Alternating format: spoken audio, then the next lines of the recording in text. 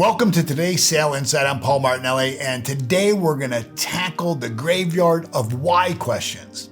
So, in a study by Fisher and Patton for the book Getting to Yes, their research showed that a why-type question actually escalates conflict in negotiations. And although we're talking about sales, remember what we said in the negotiation section of the program. Sales and negotiations are cousins. They're in the same family. So when you ask why questions, they can often make your prospect feel defensive. It can seem like you're questioning their decisions or their competency, which is going to break rapport instantly. And when you break rapport like this, you almost never get it back. So here's a few questions that seemingly are innocent. We almost all ask them in the sales process, but they almost always break rapport. So we may ask somebody, why did your team fail in its last bidding process? Or why have you waited to make a change up until now? Why is this or that the best time? Or why is this or that your best option? See, anytime we ask a why question, we're asking the other person to defend or to justify their position. Why questions can sound accusatory or critical. And more importantly, they can make a person feel that way, which certainly doesn't build certainty, right?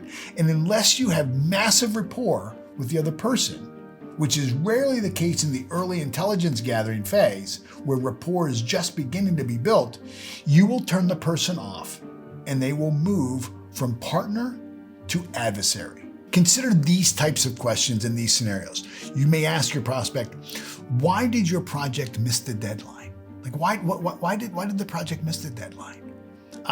Why haven't you implemented a solution prior to now? See, these questions can make the prospect feel cornered, leading them to responses that are defensive rather than open and informative. They respond most of the times with some type of an excuse or become guarded, and you never learn what the real problem is that they have. So instead, try scripting how or what questions.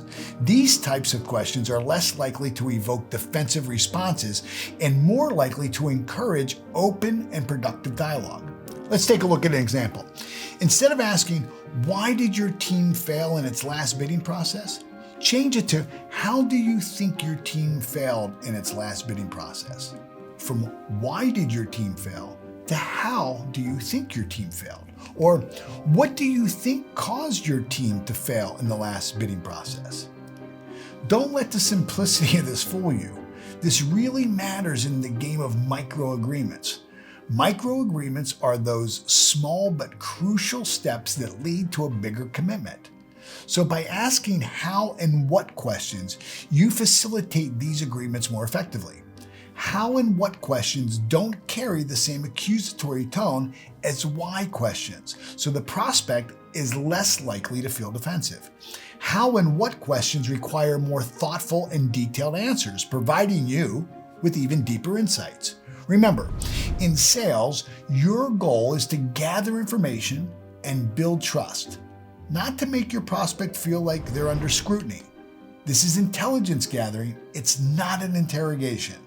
Remember, experience is always the best teacher. So apply what you've learned in this video, and you're going to find that it's going to pay off big dividends. I'll see you tomorrow.